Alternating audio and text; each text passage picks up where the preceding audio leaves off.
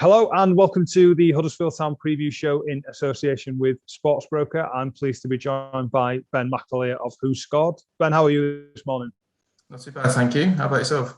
Yeah, I can't complain. WhoScored, you guys do a lot of work with the championship and the team of the week and everything like that. For people who aren't aware of your platform and the stats-based sort of content you guys do you want to give us a bit of an introduction to yourselves?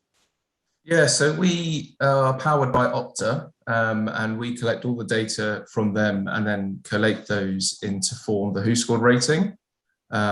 Every player starts off a game with a 6, and then it either goes up or down, depending on a positive or negative stat within the game. So there's over 200 stats that go into impacting these ratings. So everything is under the microscope, essentially.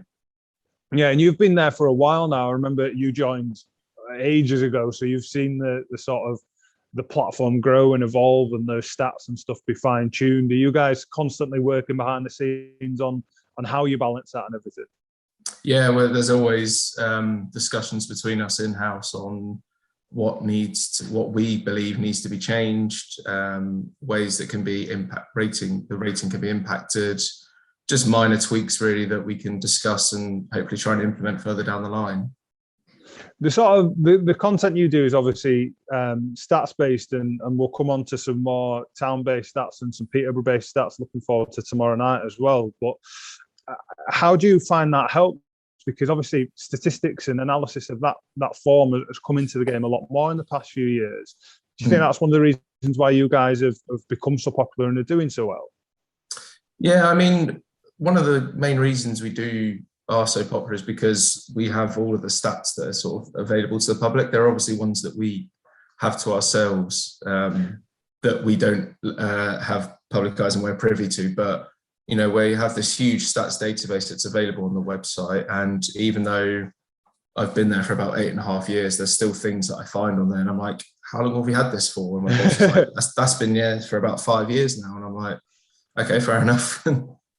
So yeah, just everyone should come to WhoScored if you don't already, but everyone that does, they seem to enjoy the website. It's very simply laid out, so you get the data as and when you need it, which is perfect, really.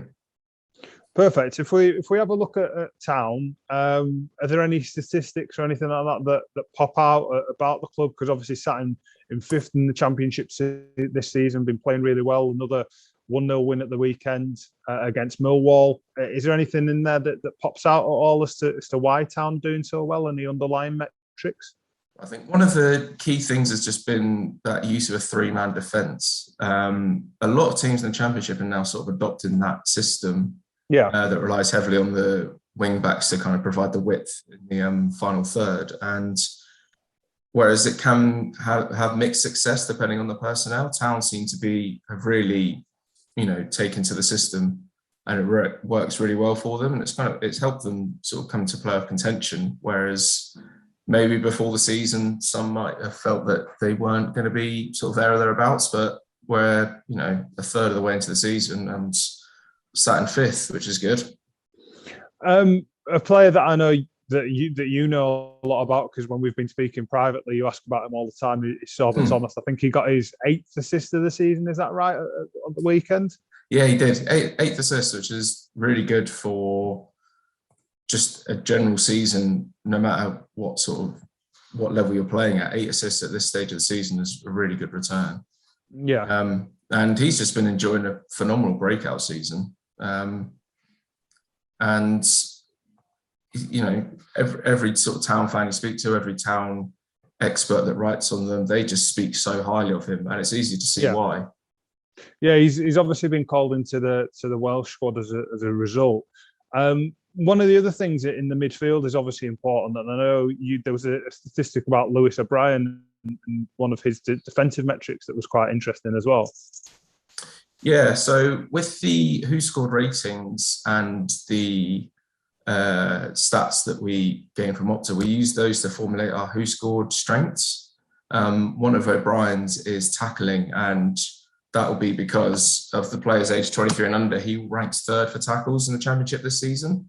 So he's made 36 so far, which is a very good return.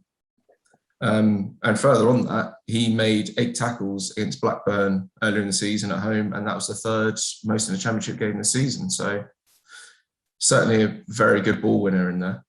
Yeah, one of the things about Lewis that fans and inside the club as well that is always highlighted is his work rate and the intensity with which he plays. So when you hear statistics like that and you put it into the context of being 3rd highest here, and especially in this age categories and everything, it kind of proves that there is it isn't just hard work, there is some result being put in there as well, which is obviously why he's such an important player for the club.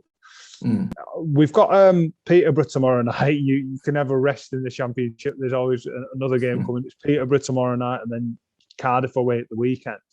Could you give us some insight into what we could expect from Peterborough? Because I think as a third party, you're probably better placed than us to preview them as a club. With Peterborough midweek, they've got the 3-man defensive system, and it kind of mirrors Huddersfield's. But recently they've gone back to a 3-4-3.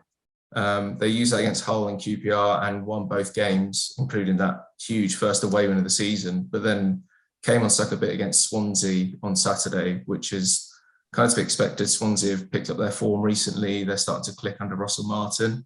Did well to get promoted, finished 2nd behind Hull, but they have still struggling to find that right balance between defence and attack. Okay. So they've had the fewest shots per game in the Championship this season with 7.8, but conversely, when they do get the chances, they have been pretty good at putting them away. They have a 12.8% conversion rate, which is actually the 5th best in the Championship. So they might not be creating chances aplenty, but when they do create them, they do have a knack of scoring. Okay. On top of that, though, defensively, they are conceding the 3rd most shots per game with 14.4, and that's translated to them conceding the most goals in the Championship this season with 30. Okay. So, they'll be, if they get the chances in the final third, they do have a knack to put them away, but then they seem to struggle defensively, which, you can't really afford to do in a division like this. No, that's an interesting point, because obviously one of the big things that's been an improvement for Huddersfield this season is our defence, and moving to that 3 at the back has been something that's really cemented that with the personnel changes as well. I think it was the worst Championship defence last season, and now it's one of the better ones. And it's only those anomalies against the likes of Fulham and Bournemouth where the scoreline is run up. Do you think it's one of those games where those in attack, and especially Sorba and Danny Ward and the likes, might get some joy when Town do press and do attack it if Peterborough's defence is an area in which they do struggle? I mean, in theory, yeah, but then obviously football, anything isn't, it's not predictable. Anything especially in the Championship.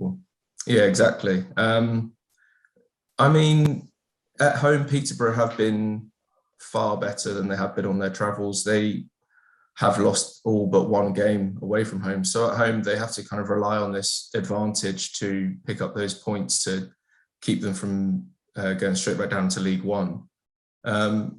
Obviously, in theory, Huddersfield probably should come away with the win here. But again, you can't get complacent against an opponent that will look to home advantage to sort of pick up those 3 points.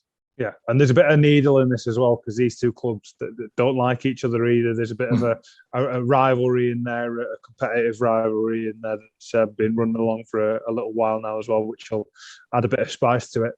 My last question to you, Ben, is there any individuals at all in the Peterborough team that Town fans should be keeping an eye on as possibly a danger or a good player just to watch in general?